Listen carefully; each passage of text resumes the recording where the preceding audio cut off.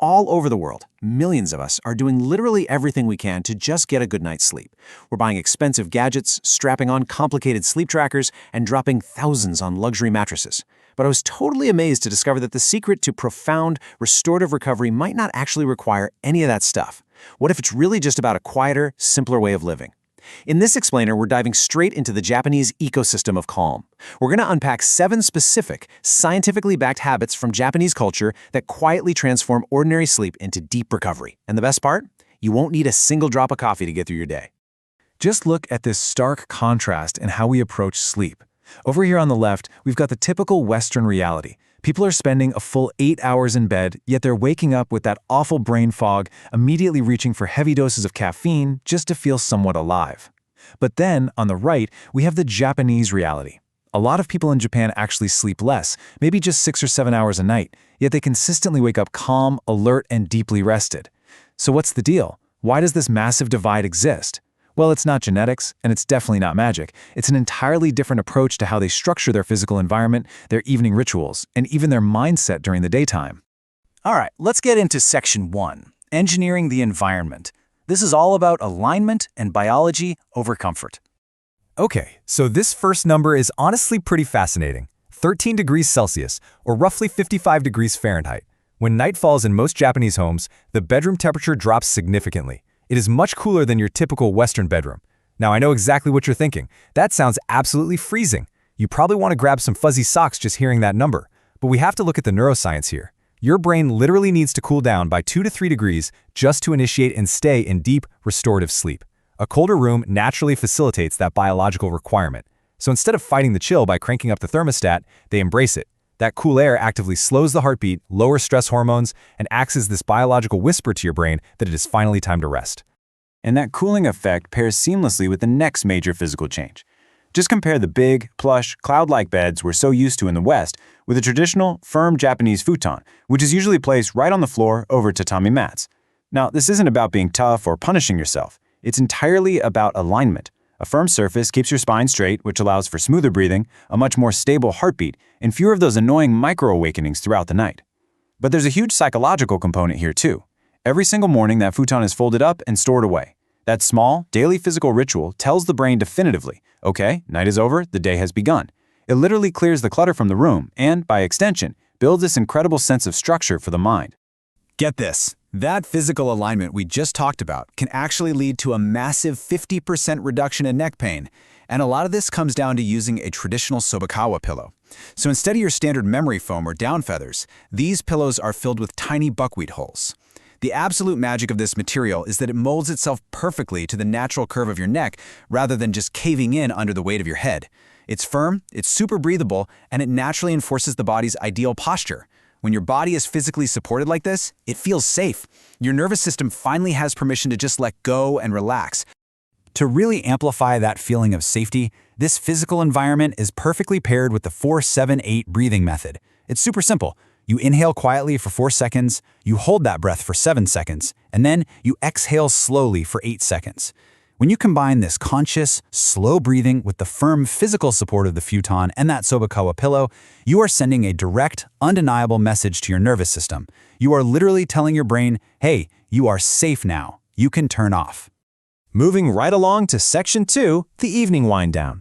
Let's look at the rituals for deep rest. So how exactly do we transition into that chilly 13-degree room? Enter the O for O ritual. Before bed, many Japanese people take a hot bath sitting right around 40 degrees Celsius. Now on the surface, introducing a bunch of heat right before sleep sounds completely counterintuitive, right? Especially after we just spent all that time talking about the importance of a cold bedroom. But here is the brilliant science behind it. The second you step out of that 40-degree tub and into the cool 13-degree room, your core body temperature drops rapidly. That sudden, rapid cooling acts as a biological trigger. It essentially flips the brain's sleep switch, immediately lowering alertness and forcing your muscles into a state of relaxation. Plus, the bath itself is a form of meditation. The soft lighting, the gentle sound of the water, it slows time right down and resets your mind before your head ever hits the pillow. But here's the catch. All of that profound physical relaxation, it can be instantly ruined by blue light. Now, even though Japan is one of the most technologically advanced and tech-driven countries on Earth, they are incredibly protective of their evenings. Because here's the thing, Blue light from our phones, tablets, and TVs actively suppresses melatonin, and melatonin is the absolutely essential hormone responsible for telling your brain that the sun has gone down. If you're staring at a bright screen, your brain literally thinks it is still daytime in the middle of the night, and that completely sabotages all the deep rest you've been carefully building up to. To combat this, they practice what's known as a digital sunset. 1 hour before bed, the bright screens go off. So yeah, no more midnight doom scrolling for us, and the main overhead lights are dimmed. Then, 30 minutes before bed, they transition entirely to warm lamps, maybe putting on some gentle sounds or just reading a physical book. And by bedtime, there is complete stillness.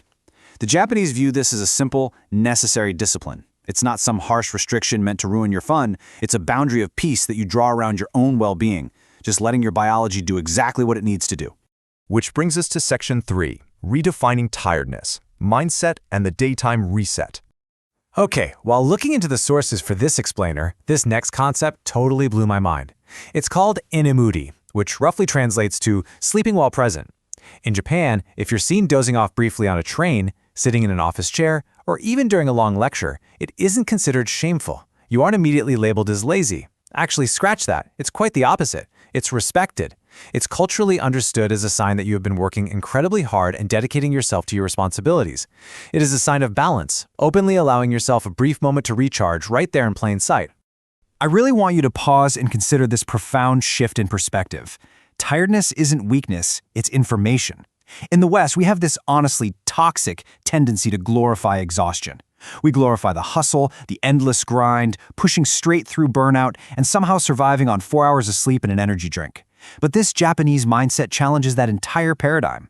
Fatigue is literally just a natural signal from your body. It's vital information telling you what you need to do to maintain peak performance. When you stop treating tiredness as a weakness or a battle that has to be won, your sleep actually becomes a cooperative conversation with your own body. And hey, if you need some hard science to validate this daytime mindset, the data is right here, a 30% boost. Rather than forcing themselves to stay awake for 16 grueling hours straight, the Japanese deeply value the short, strategic micronap, usually just about 20 minutes long. This is the exact sweet spot to refresh the brain without accidentally dipping into the heavy grogginess of deep sleep. NASA has actually studied this exact duration extensively, and they found that a 20-minute micronap can boost your focus, alertness, and memory by over 30%. So a quick reset during the day isn't about giving up, it's about pressing pause just long enough so you can start again with maximum clarity.